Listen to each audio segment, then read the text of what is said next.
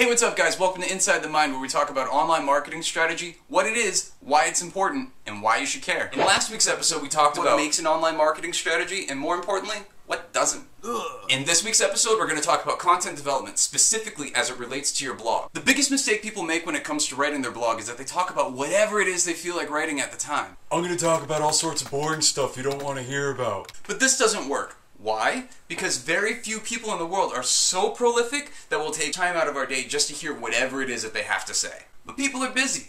You know, they got a million things going on in their day, like email, phone calls, actual work. So instead of writing about what you want to write about, why not start writing about what they want to read? But wait, how do I know what they want to read? I'm so glad you asked. If you go into Google and type in keyword tool, on the top result you'll find the Google AdWords keyword tool, which will give you a rough estimate of what people are searching for in any given keyword. So, let's say for example I wanted to create a piece of content that was based on content development. I would type content development into the search bar, and voila!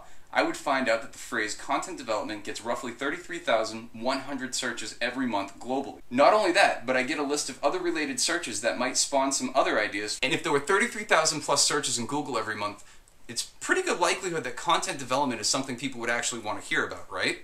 And now that you know how to do basic keyword research, let's take a look at the different types of content. If you consider all of the stuff that's worth looking at on the web, it can really be broken up into 4 different categories: viral, discussion, lead generation, and sales content.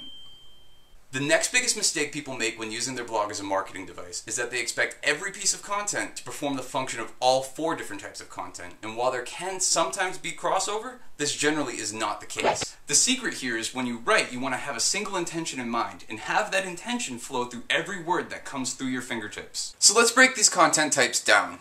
Viral content is a piece of content that spreads through a community like, a virus. Now, viral doesn't necessarily mean it has to be Antoine Dodson or Star Wars Kid.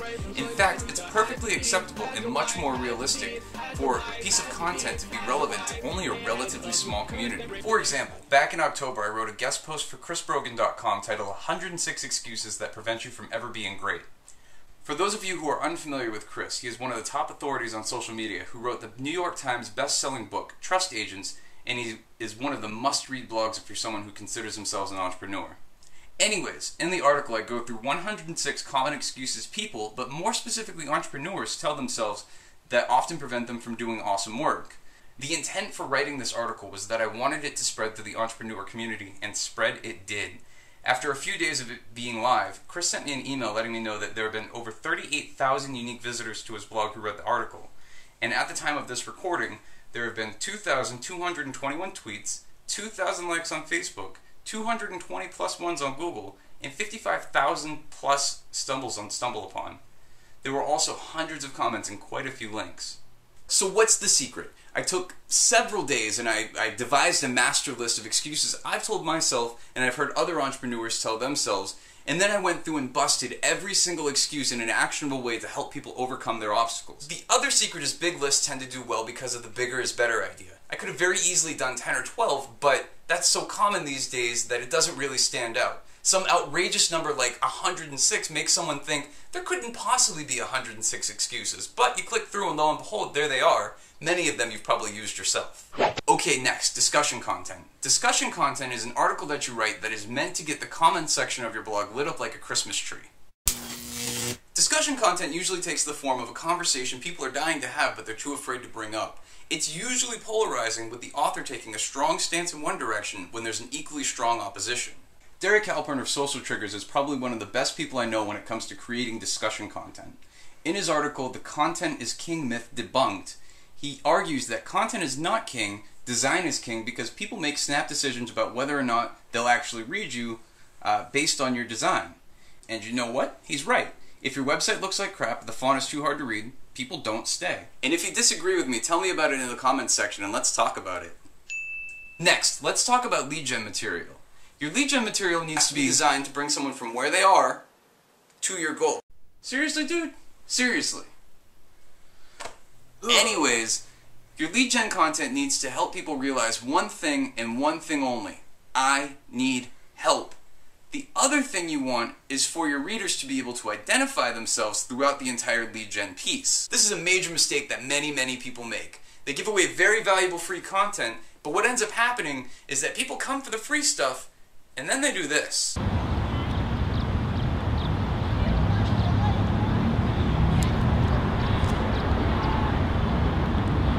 Getting someone to say, "I need help," helps the prospect to qualify themselves before they ever enter your funnel. And a lot of that just has to do with the way you position the content itself. Let's pretend you're a person in the health and fitness field, and you want to start generating some leads. So you create a free PDF on your website and call it 7 Tips to a Healthy Lifestyle. Now, this is a common tactic, but tell me, does anyone ever roll over to their spouse in the middle of the night and say, Honey, we need 7 tips to a healthy lifestyle"? No, probably not, right? Instead, they might say something more along the lines of, "I really need to lower my cholesterol," or, "Honey, we really need to lose some weight." With your lead gen material, you need to know what keeps your prospective customers up at night, and then you need to work that into your content. Consequently, when people come to you this way, they're also much more likely to take action on the stuff you put out there. Take this just a step further, we have sales content, which is like lead content and can be structured very similarly, but the major difference is that by the end of the sales content, your prospective customer is taking out their credit card and ready to make a purchase. The major difference between the two is that your sales content is designed to help a person go to a decision rather than just get some free stuff.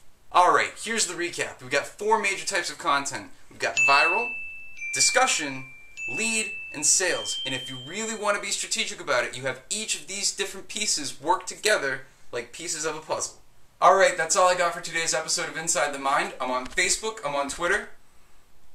Please be sure to like this video and favorite it for easy viewing. If you have a question, please leave a video response or ask in the comments below. And subscribe if you want to be the first to know when the next video comes out.